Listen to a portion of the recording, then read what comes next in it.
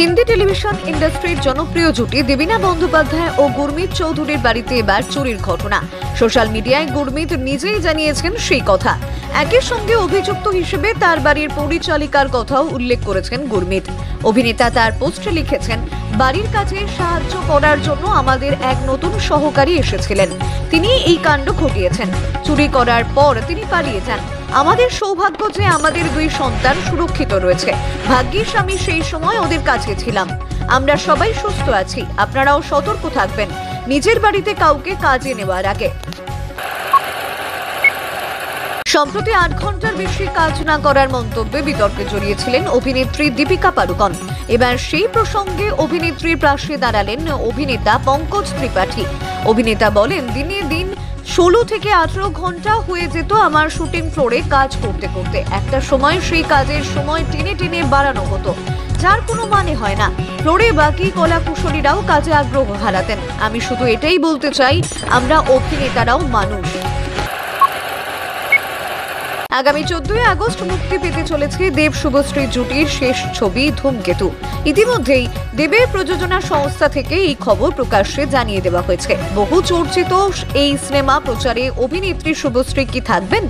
এই প্রসঙ্গে অভিনেত্রী বলেন, আমি এইটুকু বলতে পারি, এই যে এত বছরের অপেক্ষা, ধূমকেতু কবে আসবে, ধূমকেতু কবে আসবে, সেটা আসছে 14 আগস্ট। এখন আমি সত্যি দেখতে চাই উত্তেজনাটা কত বড় হতে পারে, এই ছবিটাকে মানুষ কত বড় করতে পারে, সেটা আমি দেখতে চাই। এবার কিন্তু মানুষের পরীক্ষা, সেই পরীক্ষায় কিন্তু পাশ করতেই হবে। দীর্ঘ 17 বছরের অপেক্ষার পর আইপিএল চ্যাম্পিয়ন্স হয়েছেন রয়্যাল চ্যালেঞ্জার্স বেঙ্গালুরু। আহমেদাবাদের নরেন্দ্র মোদী স্টেডিয়ামে বিরাটদের এই জয়ে খুশির সাগরে ভাসছেন সকলেই। আরসিবির জয়ের আনন্দই সোশ্যাল মিডিয়ায় ভাগ করে নিয়েছেন বলিউড থেকে দক্ষিণী ফিল্ম ইন্ডাস্ট্রির একাধিক তারকারা।